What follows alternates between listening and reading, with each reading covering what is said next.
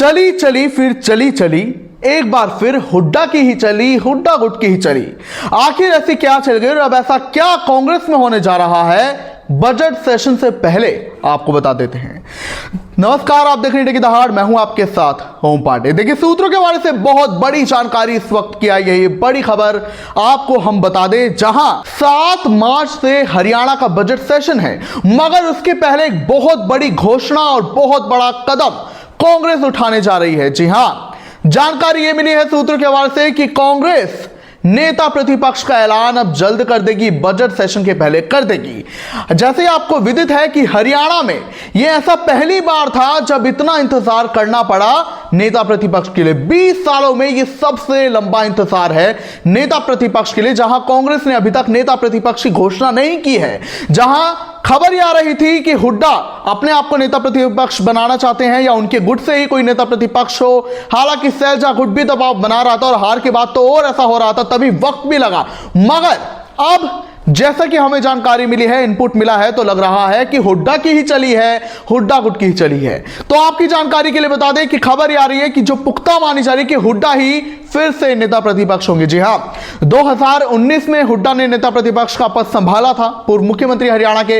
इस बार जो है थोड़ी बहुत गुटबाजी चल रही थी और भी बहुत सी बातें थी, लिहाजा नेता प्रतिपक्ष के नाम का ऐलान नहीं हुआ था। हाईकमान को इस फैसले के लिए कहा गया था, लिहाजा अब खबर आ रही है कि हुड्डा ही फिर से नेता प्रतिपक्ष चुने जाएंगे और यह कदम हाईकमान ही उठाएगा, यह घोषणा हाईकमान करेगा।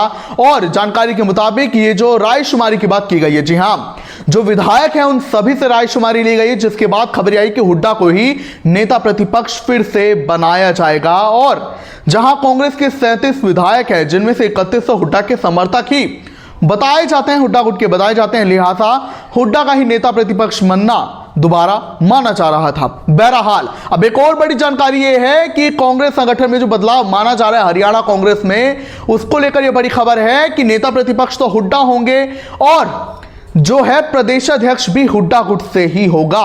इसमें 2 दलित चेहरे और एक पंजाबी चेहरा दौड़ में है। पंजाबी चेहरे की बात करें, अगर पंजाबी चेहरे को हाईकमान प्रदेश अध्यक्ष नियुक्त करते हैं तो वो अशोक अरोड़ा, जो कि हुड्डा गुट के हैं, पहले इनेलो में भी यही पद प्रदेश अध्यक्ष का संभाल चुके हैं और काफी सीनियर नेता हैं। इसके अलावा दलित चेहरों की बात करें तो कई बार की विधायक जो है, 5 बार की विधायक गीता बुक्कल पूर्व मंत्री हैं, वो भी हुड्डा गुट की हैं और उन्हें प्रदेश अध्यक्ष बनाया जा सकता है, क्योंकि इसके पहले 2014 में अशोक तंवर, उसके बाद कुमारी शैलजा, फिर उदयबान, ये सभी पिछड़ा वर्ग के हैं। तो ऐसे में दलित समाज को दोबारा ये पद दिया जा सकता है प्रदेश अध्यक्ष का, ताकि दलित समाज जो है नाराज ना हो।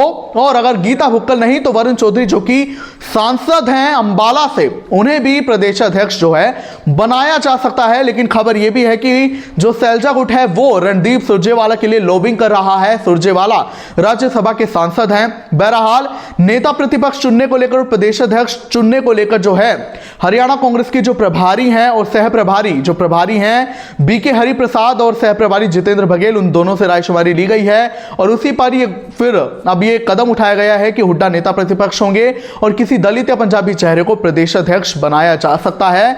और आपको बता दें कि इसके पहले हरियाणा कांग्रेस के सह प्रभारी जितेंद्र बघेल ने भी कहा था कि प्रदेश अध्यक्ष का बदला जाना तय है, क्योंकि हरियाणा कांग्रेस में ऊपर से नीचे तक बदलाव होगा। मगर जैसा कि आपको सारी जानकारी दी है कि हुड्डा गुट ही जो है प्रदेश अध्यक्ष के पद पर आसीन हो सकता है और हुड्डा ही नेता प्रतिपक्ष बन सकते हैं। तो ऐसे में अब यही कहा जा सकता है कि चली चली फिर चली चली, चली हुड्डा गुट की ही चली, हुड्डा की चली। क्या कुछ आप इस पर कहेंगे, हमें जरूर बताएं। और बजट सेशन में क्या कुछ होना चाहिए, आप ये भी बताएं।